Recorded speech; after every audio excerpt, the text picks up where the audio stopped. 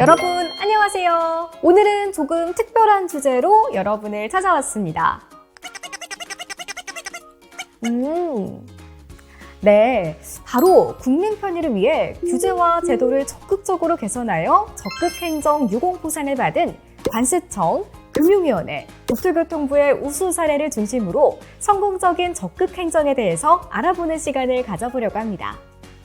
그럼 함께 알아볼까요?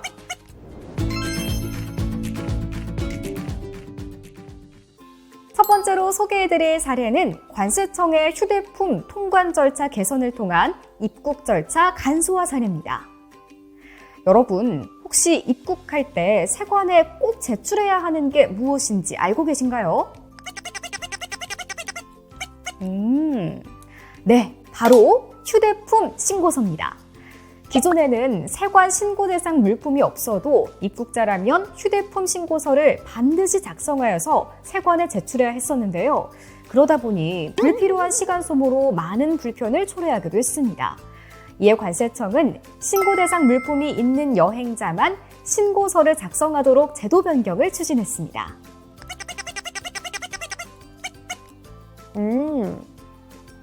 간소화하는 것은 좋은데 보안이나 안전상에는 문제가 없나요? 네, 보안과 안전 유지를 위해서 국가정보원, 농림축산검역본부 등 관련 기관과 협력해서 테러 위험, 가축 전염병 방지 방안 등을 검토하고 공항, 항만 환경 개선 및 국내외 항공사와의 협력을 통한 휴대폰 신고제도 변경에 따른 홍보 방안을 협의하기도 했습니다. 법령 개정 말고도 달라진 부분이 또 있나요? 네, 법령 개정 이외에도 안정적인 제도 정착을 위해서 다양한 노력을 해왔는데요. 먼저 신고 대상 물품 휴대 유무에 따라 이동 통로를 분리하고 입국장에 다양한 안내시설을 설치해서 입국자 동선을 최적화했습니다. 검역 일제 검사를 위한 별도 통로를 마련해서 불편을 완화하고 항공기 내에 다국어 세관 신고 안내 방송과 기내 리플릿 비치 등 다양한 수단을 통해 출국 여행객들에게 세관 신고제도 변경 사항을 홍보했습니다. 관세청에서 대단한 일을 한 것 같아요. 다른 개선 사항도 있는지 궁금합니다. 네, 관세청은 여행자 휴대폰 신고서 작성 의무 폐지에서 멈추지 않았는데요. 입국 전 모바일 사전 신고와 입국 시 QR코드 스캔을 통한 모바일 고지서 발급 및 관세 납부 시스템을 도입해서 기존의 번거로운 수기신고서 작성 절차까지 개선했습니다. 이러한 노력의 결과는 꽤 놀라운데요. 우선 연간 4,300만 명의 여행객이 휴대폰 신고서 작성 불편을 해소하면서 약 215만 시간이 절약됐습니다.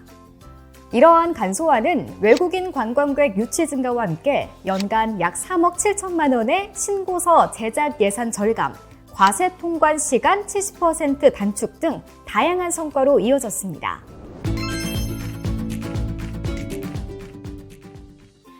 관세청의 적극 행정, 정말 대단한 성과를 보였죠? 이번에도 대단한 성과를 보인 사례를 소개해 드릴 텐데요. 바로 금융위원회의 실손보험금 청구 전산화 사례입니다. 혹시 실손보험금 청구할 때 불편함을 겪었던 분들 계신가요? 맞아요. 불편하셨다는 분들도 꽤 있으신 것 같은데요. 실제로도 기존의 실손보험금을 청구하기 위해서는 복잡한 서류 절차를 거쳐야 했고 이로 인해 보험금 청구를 포기하는 경우도 많아서 매년 2, 3천억 원 상당의 보험금이 청구되지 못하는 등 국민들의 불편이 지속되었습니다. 액수가 상당한데 이러한 불편을 해결하는 게 가능한가요?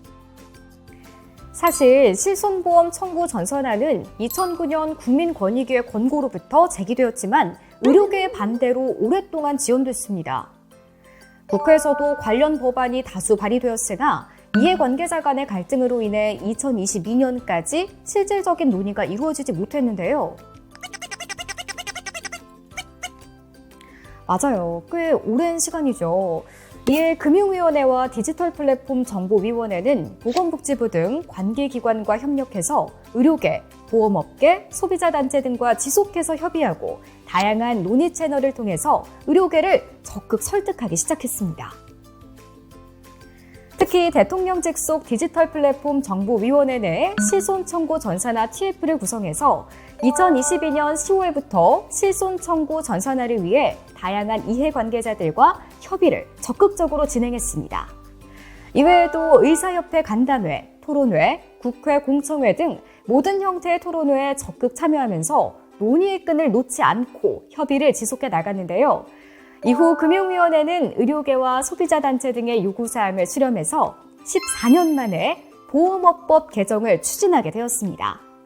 그 결과 2024년 10월 25일부터 순차적으로 실손 청구 전산화가 가능하게 되었습니다. 14년간의 노력 끝에 이룬 실손보험 청구 절차 간소화는 앞으로 노년층과 취약계층의 편의 증진, 소액보험금 미청구 문제 해소, 보험회사의 행정비용 감소, 허위 부당 청구 사례 감소 등 다양한 긍정적인 효과를 가져올 것으로 기대하고 있습니다.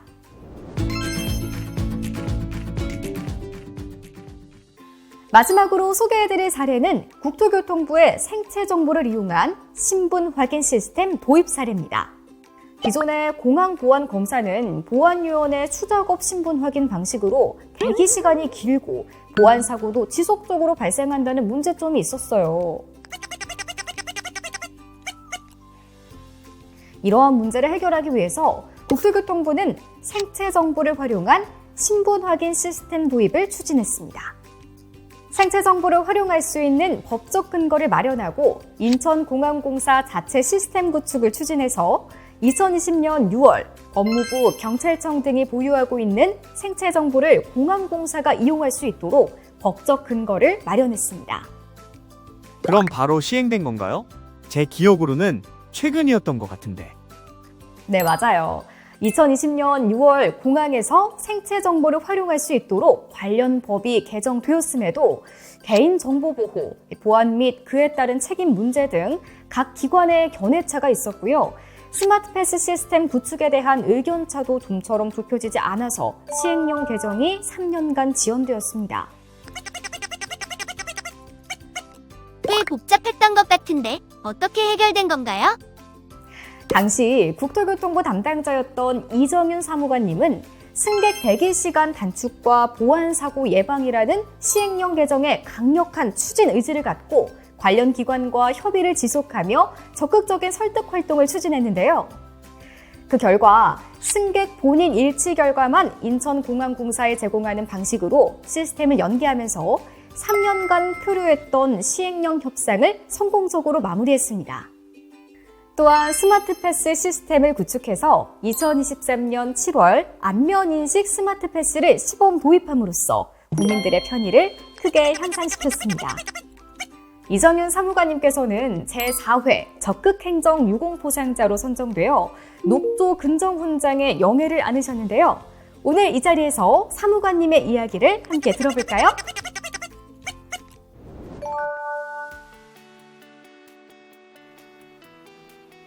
안녕하세요. 저는 국토교통부 이정윤 사무관이라고 합니다. 적극 행정의 정의를 공무원이 불합리한 규제의 개선 등 공공의 이익을 위하여 창의성과 전문성을 바탕으로 적극적으로 업무를 처리하는 행위라고 일반적으로 설명하고 있습니다. 국토부의 정책은 국민 생활과 밀접한 연관이 있고 파급 효과가 큰 편입니다.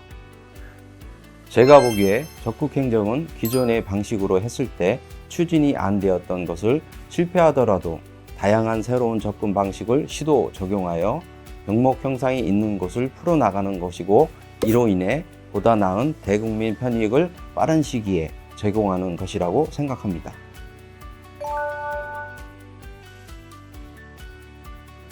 항공보안 분야는 처음 접하는 분야라 두려움이 앞섰지만 20여 년 동안 수자원 분야, 철도 분야 등 여러 분야를 경험하였던 것이 있어서 처음에는 어려움이 따르겠지만 차차 적응하면서 나아지겠지 하는 도전의식도 있었습니다. 보안 업무 부서의 배치를 받으면서 개인 생체 정보와 관련된 법령과 생체 인식 정보 시스템, 스마트 패스 등 구축 업무를 맡게 되었습니다.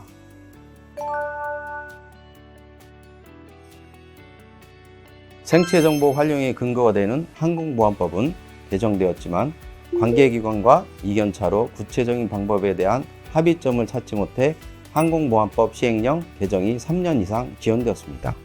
국회 예산결산위원회에서도 지속적으로 제도 개선을 요구하여 시급히 추진해야 할 상황이었습니다. 국민의 편익 증진을 위해 강력한 추진 의지를 갖고 관계기관에 지속적으로 도움을 요청하고 설득을 시도하여 관계기관과의 사전 의견조율 및 시행령 개정안 의견조회 등 행정조치를 통해 합의안을 도출하게 될 수 있었다고 생각합니다. 지금 생각하면 관계기관 협력도 같은 공무원이고 사람인지라 예의와 겸손을 갖고 상대방을 존중하면서 적극적인 대안 제시 등을 했던 게 해결할 수 있는 주요 요인이라고 느끼고 있습니다.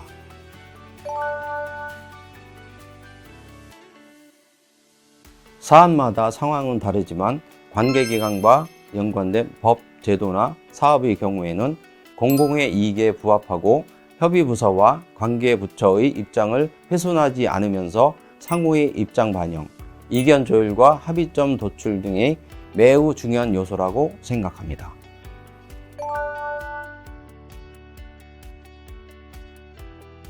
부서에 배치받으면서 오랫동안 풀리지 않은 업무를 맡게 되었습니다. 여러 어려움이 있었지만 국장님, 과장님을 비롯한 동료 직원들의 조언과 지원으로 차근차근 풀어나갔습니다. 3년간 막혀있던 관계기관과의 소통은 유선으로 적극적인 대안을 제시하고 지속적으로 도움을 요청하였습니다. 진심을 다해 관계 행정기관과 문제를 해결하면 좋겠다는 메시지를 전달했습니다. 드디어 관계 행정기관이 가지고 있는 승객의 생체 정보를 활용할 수 있는 항공보안법 시행령 개정안 도출로 화답하였습니다.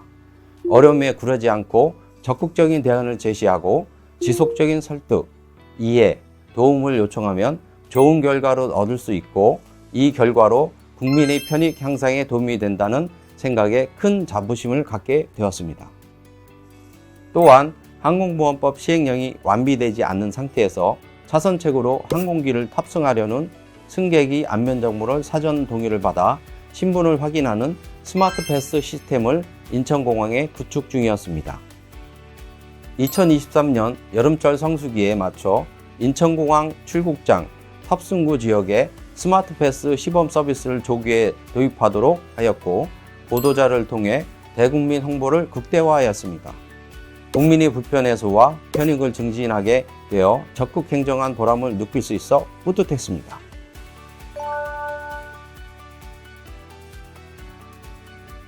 (3년) 동안 정체되어 있던 항공보안법 시행령 개정이 어려웠는데 국장님, 과장님, 동료 직원분들이 도움이 있었고 관계기관 담당자와의 협의에 있어서 처음에는 연락 시도도 어려웠지만 적극적인 대안 제시로 방향이 잡히면서 협조해 주었고 항공보안법 시행령 개정을 할 수 있게 도와주어 2024년 5월 14일 개정이 완료되었습니다. 스마트패스 사업도 국장님, 과장님, 동료 직원분들이 도움과 인천국제공항공사 담당자의 적극적인 협력으로 여름철 성수기에 도입하여 홍보 효과도 극대화하였습니다. 모든 분들께 감사드립니다.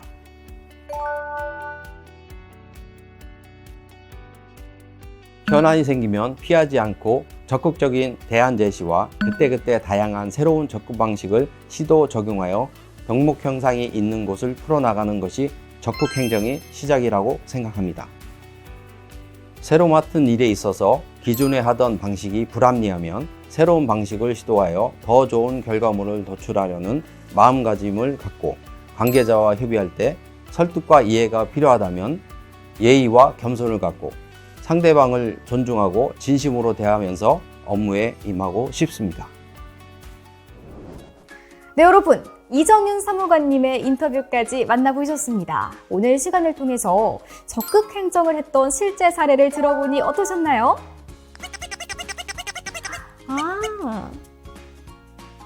네, 맞습니다. 국민을 위한 적극적인 마음을 가진 이정윤 사무관님처럼 난관에 부딪혀도 쉽게 포기하지 않고 유연하게 문제를 해결할 방법을 모색한다면 여러분이 바로 국민이 기대하는 적극 행정 공무원일 것입니다.